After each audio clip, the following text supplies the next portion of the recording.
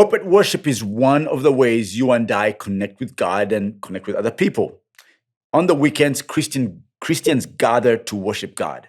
But one of the things that I've observed, and sometimes, of course, this is with me as well, is that it's hard for you and I to engage in worship. In fact, sometimes as I'm doing my job on the weekends, I'm watching people and the songs are playing. It could be a great song, and I could see, 60% people just not singing. They're not there. And I don't know why.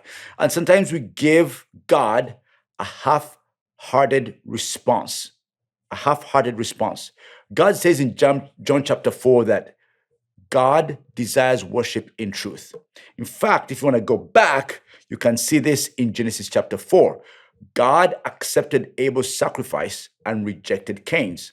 Why? We see the answer in Hebrews chapter 11, verse 4. By faith, Abel offered God a better sacrifice than Cain. Okay, I'm going to read that again. By faith, Abel offered to God a better sacrifice than Cain. Herbert Bateman says this: there is something about Cain's offering that reflected a lack of the kind of faith that Abel's offering expressed. I'm going to say that again. There's something about Cain's offering that reflected a lack of the kind of faith that Abel's offering expressed.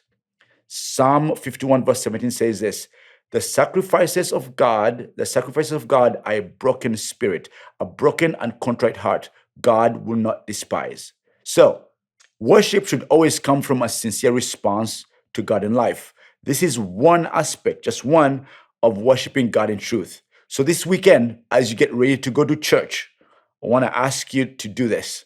Really pray through this as you approach church, as you walk into the sanctuary or the worship center. Be sincere about how you're going to approach God in worship, and be sincere about how you're going to respond after you hear the message. It is very, very important that you respond to worship in truth, because God wants us to respond in truth when we come to Him.